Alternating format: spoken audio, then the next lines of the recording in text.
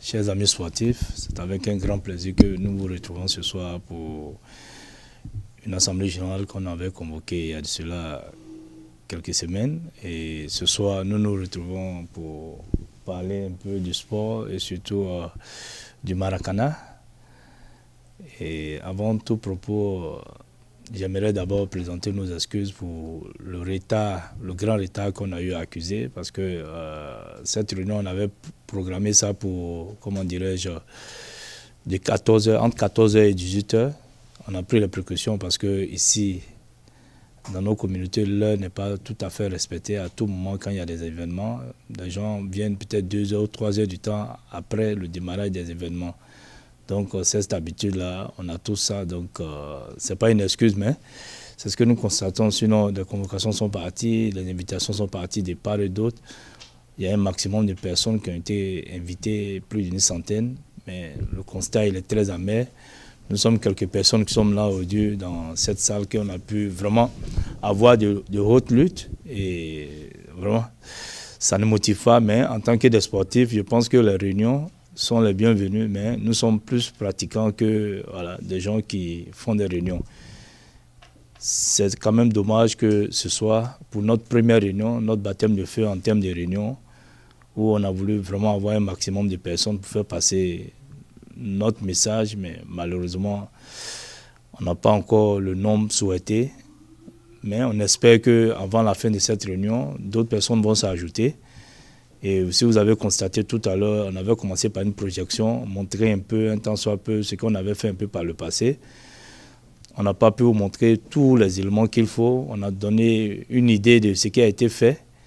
Il y a beaucoup de choses qui ont été faites plus que ça. Ça, c'est peut-être même pas le tiers de ce que nous avons fait. Mais la technologie nous a lâché. Le technicien n'a pas pu agencer tous les éléments qu'il faut pour qu'on puisse voir un peu notre parcours en termes de preuves, en termes de vidéos. Mais tout ce qui était à nous au départ de cette projection, vous avez vu quelques images, et il y a certains ici parmi nous qui sont retrouvés à travers ces images. Donc, pour ça, nous nous excusons auprès de vous qui êtes venus. Et sans plus tarder, je pense que nous allons passer par les présentations. Les présentations, d'abord, moi qui vous parle, je vais me présenter à ceux qui sont là. Et c'est que tout le monde me connaît. Bon, s'il y a de nouveaux visages, c'est mieux de faire la présentation. Bon, moi, c'est Ibrahim Bamba. Je suis le représentant de la Fédération internationale de Maracana Association aux États-Unis. Je suis en même temps le président du Maracana Club de New York. Voilà. Donc, je suis avec mes différents collaborateurs. Il y a certains qui sont assis même en face de nous. Donc, on va présenter tout un chacun. On va commencer par ma droite. Voilà. Donc, il va se présenter. Bonsoir. Moi, c'est Mamadou Gueye, vice-président. Voilà. Donc, je passe la parole. Okay. Bonsoir, moi c'est Fofana Youssouf, je suis trésorier. Merci d'être venu. Bonsoir, moi c'est Touré Amadou, secrétaire général du Maracana Club de New York. Merci d'être arrivé. Ok, merci. Je pense que les voix sont un peu timides. Ben, en tant que des sportifs, on doit être très fort parce que vous savez, je l'avais dit tantôt, les réunions, c'est pas fort pour nous les sportifs, surtout à New York. Et on ne va pas prendre ça pour faire une affaire d'État, on va faire avec. Et ceux qui sont venus, il faudrait qu'on puisse les motiver, leur dire merci pour déjà leur présence. Et c'est comme ça, au fur et à mesure, quand on met un bébé au monde, il vient très petit. Et puis au fur et à mesure, le bébé grandit. Et au fur et à mesure qu'il grandit, il y a beaucoup de choses qui se passent. Donc nous sommes encore à l'état embryonnaire. C'est pas encore, le bébé n'est même pas encore né en tant que tel. Pour qu'il naisse, il faut beaucoup de choses encore qui nous manquent. Et c'est ensemble que nous pourrons quand même mettre ces éléments-là pour que le bébé puisse naître comme il se doit. Donc, sur ce, je pense que nous allons pour continuer les présentations. Je le disais tantôt aussi qu'on a deux de nos membres qui sont dans l'assistance. Je veux parler de M. Diaby, qui est en face de moi, qui est un des membres du bureau, qui est chargé d'organisation.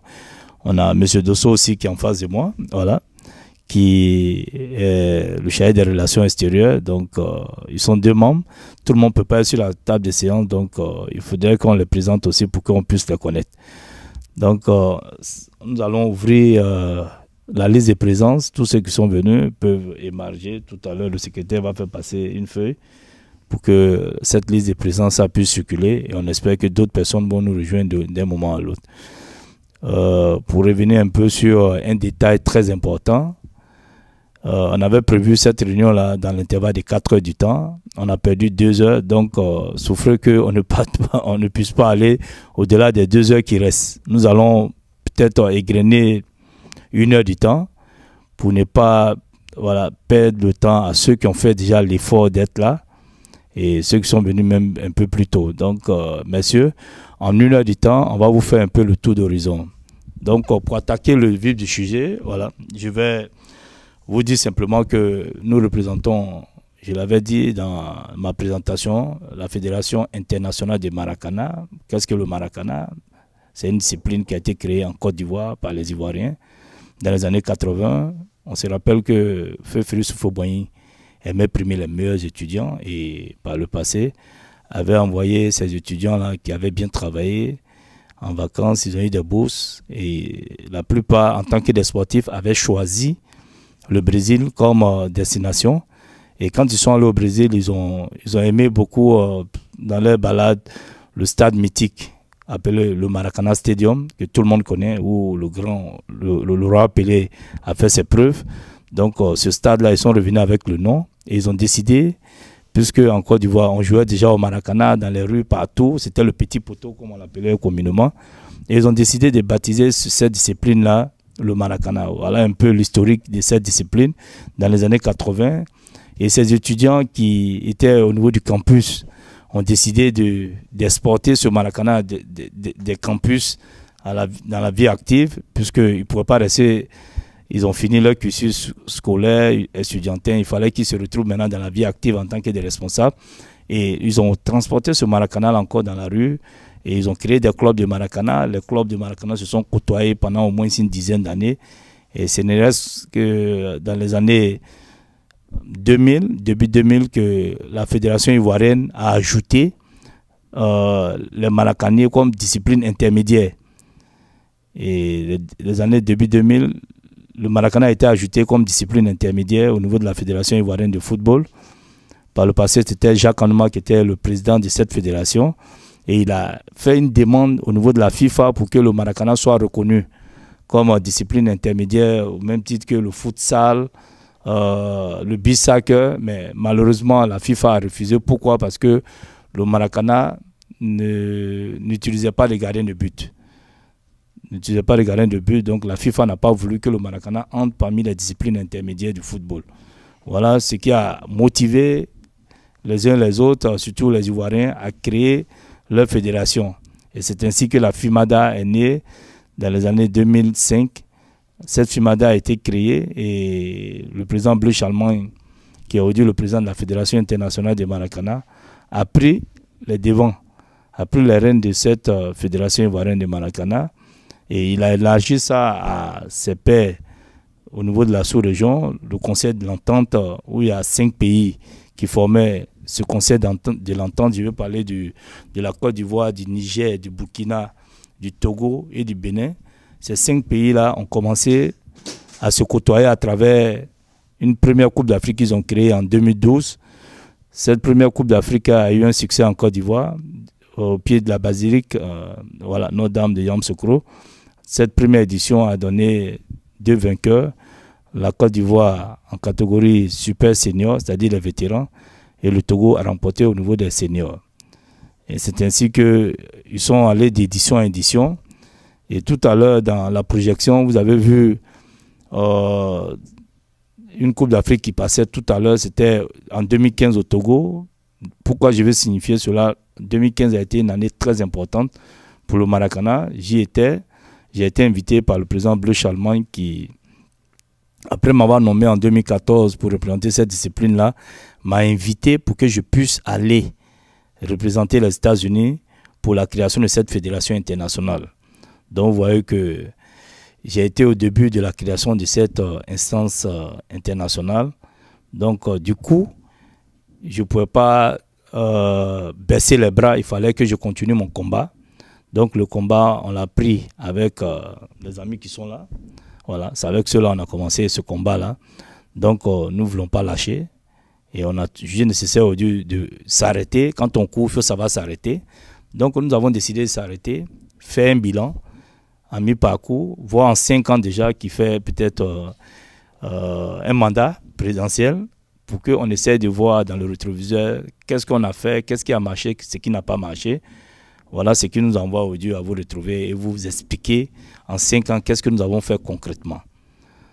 Bon, pour parler du concret, je pense que à partir de 2014, nous avons, dans un premier temps, après la nomination, cherché d'abord les moyens humains. Les moyens humains, il fallait avoir une équipe, un groupe pour pouvoir faire la promotion de cette discipline. C'était notre mission, ça, aux États-Unis. C'est ainsi que j'ai pu contacter certains amis qui sont aujourd'hui avec moi. D'aucuns nous ont quittés pour des raisons qui leur sont propres. Et ceux qui sont restés, on a essayé de renforcer le groupe pour continuer le combat, se battre pour la promotion de cette discipline qui vient de la Côte d'Ivoire. Et nous sommes des missionnaires de la Côte d'Ivoire pour faire la promotion d'une discipline qui a été créée par les Ivoiriens. Donc nous avons fait beaucoup d'efforts, beaucoup de sacrifices ont été consentis. Donc il était très important que ce soir-là, on vienne vous le dire. Mais la déception est un peu là parce qu'on avait voulu avoir un beau monde pour que notre message puisse passer, parce qu'on avait un grand message à faire passer ce soir. Mais pour ce monde qui est là, on respecte ce petit monde-là. On va quand même vous expliquer en long et en large notre parcours. Et de 2014, nous nous sommes retrouvés en 2015 après le lancement, qui n'a pas été du tout facile. Voilà, parce qu'en New York City, on sait qu'on a un problème d'infrastructure au niveau du football. Et le football n'a pas tellement d'infrastructure que le basketball. Mais au niveau du Maracana, nous, on a une petite chance. La petite chance du Maracana, c'est qu'on peut utiliser un terrain de basket. Donc, du coup, on a commencé à chercher des terrains de basket. On a fait beaucoup de tours. Et heureusement pour nous, en fin 2015, on a pu avoir une relation grâce à un Africain du nom de M. Adjibola, qui est vice-principal dans un high school du côté de la 149-157e, où nous faisons nos entraînements en hiver. Adjibola, on a pris contact avec lui, puisque c'était le cas de mes enfants, pour qu'il puisse nous octroyer la salle. Et quand on a eu cette salle, c'est là où a démarré véritablement nos activités. Les activités ont démarré avec les séances d'entraînement. Tout à l'heure, dans la projection, pour ceux qui, peut-être ceux qui venaient d'arriver n'ont pas vu, mais ceux qui étaient là ont vu que dans la projection, nos débuts, on n'était pas nombreux. Mais au fur et à mesure, on a commencé à accueillir du monde. Les gens ont commencé à venir, ont commencé à jouer au Maracana, pratiquer comme il se doit. Donc, je pense que 2015 a été le véritable démarrage de nos activités avec des séances d'entraînement où nous avons, de novembre à mai, nous avons pu faire au moins 6 mois de séances d'entraînement qui correspond un peu, qui couvre la période hivernale. Et après cette période hivernale, je pense que nous avons couronné cela par un mini-tournoi. Et ce mini-tournoi a eu un succès. La preuve en est, on a pu avoir 8 équipes pour ce mini-tournoi. Je vais parler de l'équipe des professeurs de l'école, 2 équipes des étudiants. Nous-mêmes, à nos séances d'entraînement, on arrivait à constituer au moins 3 équipes. Donc, à 6 déjà, on a invité 2 équipes qui étaient des partenaires, puisque par le passé, on avait commencé déjà un partenariat avec nos amis de Makori. Donc, on avait des équipes qui étaient déjà dans notre répertoire qu'on a invitées pour venir participer à ce tournoi de salle. À 8, je pense que ça a été un succès. Et ça nous a donné la motivation de créer un tournoi international en été. On ne voulait pas s'arrêter là. Donc, le tournoi en été a été créé en 2016. Donc, pour récapituler, nous sommes partis de 2015, fin 2015, novembre, avec l'obtention de la salle. Ça nous a projeté jusqu'en 2016. En 6 mois, on a pu asseoir quelque chose. On a pu créer toutes les sensations, toutes les motivations. Et en été, on a organisé un tournoi international qu'on a baptisé le tournoi international de New York. Et cette première édition en 2016 a pu enregistrer 12 équipes. Et les 12 équipes, ça a été un tournoi parfaitement réussi. Il y a une équipe du Canada qui est arrivée. Voilà, nos amis du Canada avec lesquels on collabore. Même Ils ont été avec moi à Lomé pour la création de la Fédération internationale. On avait déjà entamé une collaboration depuis le tournoi des ressortissants de Makori.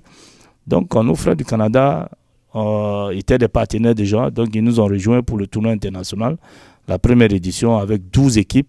Et ça s'est très bien passé, avec succès. Et cette première édition a été remportée par l'équipe d'Afrique Entente, un autre partenaire aussi qu'on avait déjà dans notre répertoire, puisque on était le partenaire à l'organisation de ce tournoi des ressortissants de Makori. Donc, de 2015 à 2016, je pense que le Maracana avait véritablement décollé avec des séances d'entraînement, un mini-tournoi en salle pour couronner nos séances d'entraînement. Et nous avons terminé par le tournoi international en 2016. Ainsi de suite, on a continué encore notre randonnée. En novembre, on a repris les entraînements en 2016 pour aboutir 6 mois après à un autre mini-tournoi, la deuxième édition. Et où je vous parle, je ne vais pas revenir sur chaque édition. Je pense que nous sommes à 3 éditions au niveau de la salle et 4 éditions au niveau du tournoi international. Vous allez voir qu'il y a un déséquilibre, c'est tout à fait normal, parce que le mini-tournoi en salle venait avant le tournoi international. Mais malheureusement, l'année dernière, bon, je veux dire cette année, puisqu'on a commencé en 2018, en décembre 2018 pour les séances de pratique en salle, et on n'a pas pu terminer. Pourquoi? Parce qu'on a eu un petit problème en chemin. On a eu un petit problème avec l'école qui nous demandait d'ajouter un certain nombre d'éléments, surtout au niveau de la sécurité, ce qui a fait que on était obligé d'abandonner parce que, compte tenu de nos maigres moyens, on n'a pas pu terminer les séances d'entraînement au niveau de l'Académie Frédéric Douglas cette année même, voilà, où je vous parle, cette année. On a commencé en décembre 2018, mais on n'a pas pu terminer nos séances pour faute de moyens, parce que ce qu'on nous demandait d'ajouter était plus cher que la location de la salle. Donc, à l'unanimité, le bureau a décidé qu'on puisse mettre fin à nos séances, prendre du recul pour pouvoir revenir sur de nouvelles bases. Donc, il est très important de signifier ce petit moment de flottement, mais ça ne nous a pas empêché de continuer le tournoi international.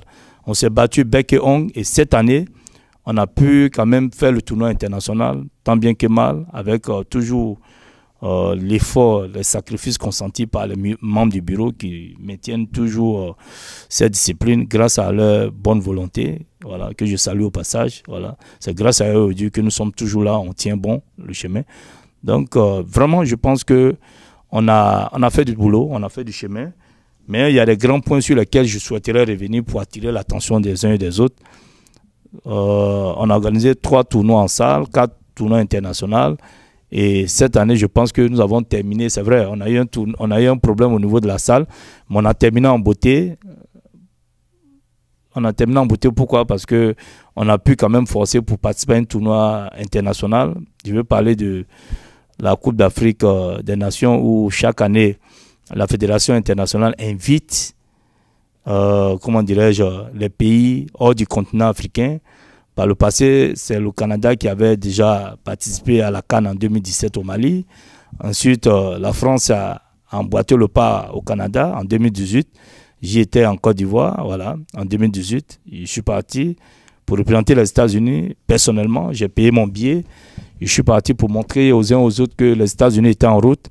Et dans ce voyage-là, j'ai fait un rapport d'activité de 4 ans, où ce support-là, voilà, j'ai ça ici, où tout a été mentionné avec des photos à l'appui, des preuves que j'ai déposées à la Fédération internationale pour leur dire que les États-Unis étaient en route, on allait venir, on allait rejoindre le Gotha du Maracana. Et quand le président Bleu Charlemagne a vu ce rapport-là, il a été tellement épaté qu'il a décidé de nous reconduire. Ça, c'est une petite parenthèse que je voulais faire parce qu'on a été nommé en 2014. De 2014 à 2016, il y a eu une cassure en 2016 parce que d'aucuns disaient qu'on ne foutait rien à New York. C'était de la comédie, on jouait. Bon, nos détracteurs avaient commencé à nous mettre les bâtons dans les roues. Je ne vais pas citer de noms, mais nos amis, nos voisins d'à côté, avec lesquels nous sommes allés à Lomé pour représenter le continent américain, c'est ceux-là même maintenant qui nous torpillaient, qui pensaient qu'ils pouvaient phagocyter les Maracaniers du Canada et des États-Unis. Et ils ont créé une rébellion pour pouvoir nous prendre notre bébé Et vraiment, ça a été une lutte qui n'a pas été facile. Donc, ce qui a prévalu ce voyage-là de 2018 pour aller avec un rapport très, très, très intéressant.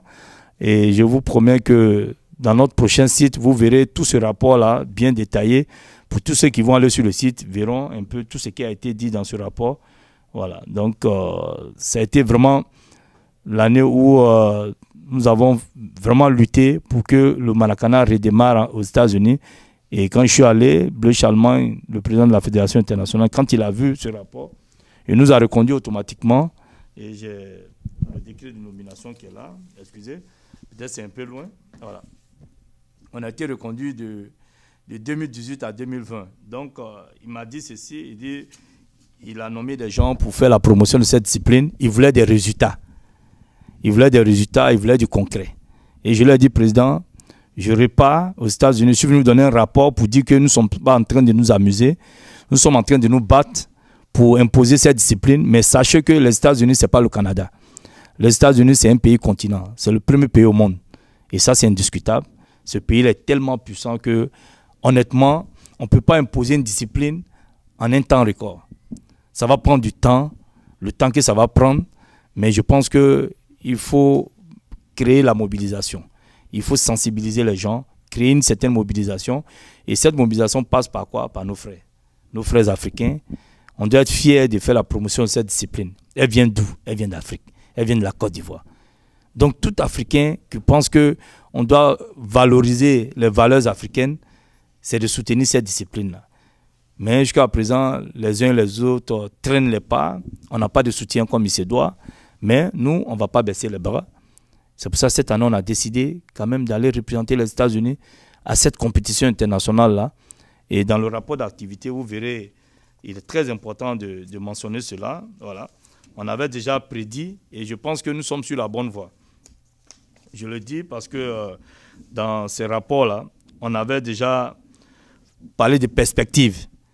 Et je pense que les perspectives sont sur la bonne voie. Je m'explique.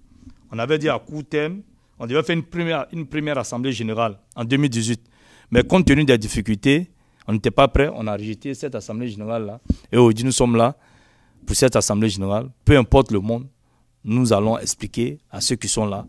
Même si nous avons 5 personnes qui viennent avec nous, s'ajoutent à nous, je pense que le combat, là, on peut le mener ensemble. Donc, je vous dis merci d'être venus. Ne voyez pas ce petit monde qui est là. Mais je pense que si nous sommes mieux organisés et qu'on fait des résultats, les gens vont venir au fur et à mesure. C'est un projet. Il faudrait que tous ceux qui sont dans ce projet et ceux qui souhaiteraient venir ne voient pas cette réunion de ce soir, cette assemblée générale-là, comme un échec. Pour nous, ce n'est pas un échec. Moi-même, ça me motive le plus. Je me dis, c'est maintenant, on doit faire plus d'efforts. Tout près n'est pas loin, comme le dit l'adage, il va falloir qu'on se batte. Donc, pour revenir un peu aux perspectives, on avait parlé de la première assemblée générale. Aujourd'hui, nous sommes là. Cette assemblée générale, nous allons la tenir tant bien que mal. Nous sommes là, nous allons la faire. Maintenant, on avait parlé dans un deuxième point de la mise en place d'une sélection nationale des États-Unis en catégorie super senior en vue de participer à la CAN en Guinée. Ça faisait partie de nos perspectives, nos objectifs à atteindre. Et Dieu merci, avec les sacrifices consentis, avec tous les efforts consentis, nous sommes allés en Guinée. Vous allez voir sur ce flyer, c'est dommage, bon, la vidéo est là, mais je pense qu'à une prochaine occasion, on pourra faire toutes les projections comme il se doit. Tous ceux qui ont reçu le flyer, vous voyez, voici l'équipe nationale des États-Unis. Voici l'équipe nationale des États-Unis sur nos flyers pour montrer que nous sommes des gens, on tient quand même nos promesses. Et dans les perspectives, on avait déjà prédit ça, d'aller en 2019. Donc, en 2019, on va pour une compétition internationale, on revient, on organise une assemblée générale. C'est vrai, il y a eu quelques erreurs, mais c'est indépendamment de notre volonté. La salle où nous sommes en train d'utiliser actuellement, la dame qui est derrière, c'est une dame, c'est une américaine, mais qui soutient le Maracana. Elle nous soutient depuis belle lurette, elle est prête pour nous. C'est elle qui nous a donné cette salle à la dernière minute. On a lutté pendant 2 mois pour avoir des salles, ce n'était pas facile. Surtout en fin d'année, ce n'est pas facile d'avoir des salles. Donc cette assemblée générale-là, on a tenu à la faire. Pourquoi? Parce qu'on démarre nos activités. Vous voyez sur le flyer, il y a une autre date qui est là, le 4 janvier. On a déjà eu la permission pour démarrer nos activités le 4 janvier, c'est-à-dire les séances d'entraînement, la pratique. Donc, il fallait venir expliquer aux gens, remotiver les troupes et puis repartir sur de nouvelles bases. Donc, cette équipe nationale a été créée pour montrer à la face du monde que les États-Unis, ici, chez nous, on joue au Maracana. Et nous avons fait les preuves. Peu importe le résultat que ça a donné, quand nous sommes partis, notre objectif, ce n'était pas d'avoir des résultats à remporter la coupe. La victoire, c'était la participation. Porter le maillot national, participer. Et vraiment, je pense que ça a donné quand même satisfaction à tous les niveaux. La Fédération internationale n'a passé le temps à nous féliciter pour tous ces sacrifices consentis. Ils ont été honorés d'avoir une équipe des États-Unis. Je vous dis, en 2017, quand le Canada participait à la première CAN en tant qu'invité d'honneur, ils sont partis à 5. Ils sont partis à 5. Ça, c'est une histoire, il faut que je vous explique. Cissé a pris 5 amis volontaires, ils sont partis. Et on a un de nos joueurs ici, on était allé en 2017, où on a remporté le tournoi de Montréal. Kevin était le meilleur buteur, ils l'ont convoité. Ils ont payé son billet. Kevin les a rejoints à Bamako pour cette CAN 2017. Et on a un de nos amis qui était avec nous à Lomé, était venu en tant qu'observateur, volontairement pour cette CAN-là. Mathurin, ils l'ont pris, ils l'ont ajouté. Donc, ça fait 7 joueurs. Ils ont joué à 7, peut-être le niveau n'était pas trop haut, mais je ne sais pas par quelle magie, le Canada est arrivé jusqu'en demi-finale. Ils sont tombés en demi-finale, les armes à la main. Et ce n'est pas mauvais de tricher. On a voulu tricher aussi, prendre le modèle canadien. Cette année, nous, on allait au moins, on n'est pas allé à 7, hein, on est allé à 9. Donc, on est à féliciter. Nous sommes allés à 9 et je vais rendre à travers cette réunion hommage à notre doyen qui a plus de 60 ans, qui nous soutient dans ce Maracana, était le coach. Et moi-même, le président, j'étais acteur. Vous verrez sur la photo, je suis là comme acteur. On a pu quand même représenter les États-Unis de manière honorable. Je ne vais pas parler des résultats, mais je pense que la représentation a été faite. On a promis et on a fait. Parce que l'année dernière, en 2018, lors de l'Assemblée générale, quand j'ai pris la parole au nom des États-Unis, j'ai dit à tous ceux qui voulaient l'entendre que ici, nous, on joue au Maracana, on a des tournois, on a pris beaucoup d'engagement ici, on a dépensé beaucoup d'argent, des sacrifices ont été consentis par des volontaires, des bonnes volontés, que je salue au passage. Tous les membres qui sont là, vraiment sont des gens à féliciter et à saluer pour tous les sacrifices qu'ils ont consentis, pour que cette discipline pu se tenir. Donc, quand nous sommes arrivés, cette année, on a pu participer à cette CAN, on revient, il fallait d'abord qu'on puisse revenir et revoir un peu tout ce que nous pouvons peut-être remettre en marche parce qu'on a laissé nos familles, on a laissé nos business. Moi-même, j'ai payé le plus lourd tribut. Je suis revenu, mon business était mort pendant 3 mois. Mais ça ne m'a pas ébranlé, ça ne m'a même pas découragé. J'ai perdu ma voiture, j'ai laissé à quelqu'un qui a bousillé derrière moi. Mais ça ne m'a même pas touché le mental. Ce que nous avons perdu en termes de ressources en partant à cette CAN est plus que ce qu'on a dépensé. Voici le grand frère qui est là, il est témoin.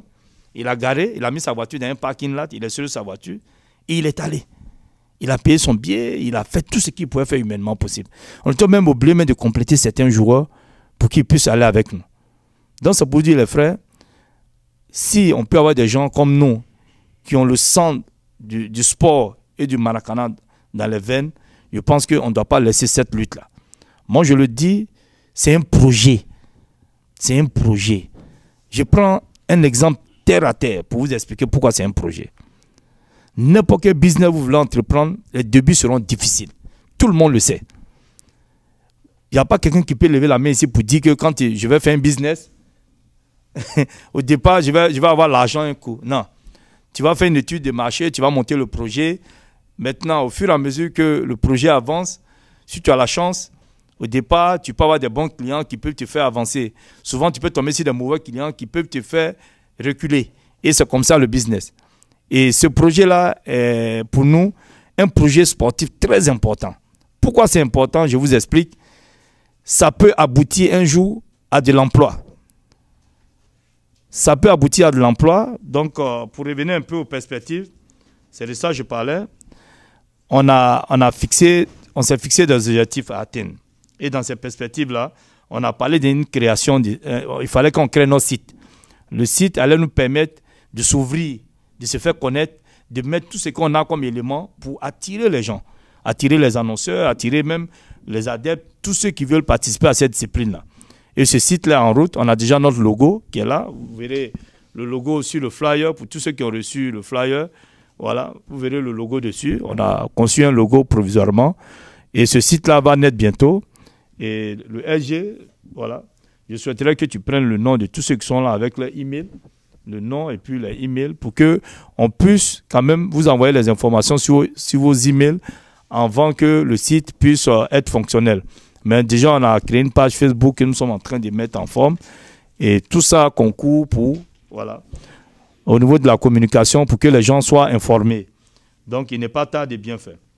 Ça, c'était nos objectifs à court terme. Maintenant, à moyen terme, il y a la création de la Ligue de Maracana de New York que nous voulons mettre en marche avec l'appui de la mairie, avec l'appui du maire. Et au moment où je vous parle, ce n'est pas une fausse promesse, mais je sais de quoi je parle. On a des attaches avec les gens de la mairie. Même avant d'aller à cette compétition internationale, on avait déjà déposé un courrier au niveau de la mairie et il y a quelqu'un qui devait suivre ça. Mais malheureusement, la personne était en voyage, il n'a pas pu suivre comme il se doit. Mais il est revenu, il nous a promis qu'il va suivre un peu l'itinéraire de ce courrier-là pour qu'on puisse avoir la réponse qu'il faut. Donc, au niveau de la mairie aussi, on a essayé de prendre contact avec un de nos frères africains qui travaille au niveau de la mairie de New York, qui s'occupe un peu des affaires communautaires. Nous sommes en de bons rapports. Même hier, j'ai parlé avec lui. Il s'excuse pour son absence. Il devait être là avec nous. C'est un Libérien, Famoud. Mais malheureusement, bon, il a eu un empêchement. Il s'est excusé auprès de nous. Mais il compte nous aider parce qu'il y a de la place pour toute organisation qui veut demander ou bien solliciter l'aide de la mairie. Donc, ça vous dit que vraiment, nous sommes sur la bonne voie. Il va falloir qu'on touche les autorités municipales, leur expliquer notre projet, de faire un bon dossier avec l'aide de tous. Toutes les idées sont les bienvenues pour qu'on puisse convaincre la mairie pour qu'ils nous appuie. Pourquoi la mairie doit nous appuyer? Parce que nous sommes à New York City. Donc, tout ce qui concerne la communauté, si vous partez vers la mairie, on voit beaucoup d'organisations qui ont eu tous les appuis qu'il faut quand ils ont un projet qui concerne la communauté. Donc, pourquoi pas nous? Donc, il est grand temps que nous nous organisons pour créer au moins une ligue, un championnat qui va peut-être relancer véritablement les choses, donner un appui nécessaire pour qu'on puisse aboutir à des résultats probants. Et le résultat final, c'est à long terme de créer une fédération américaine de Maracana.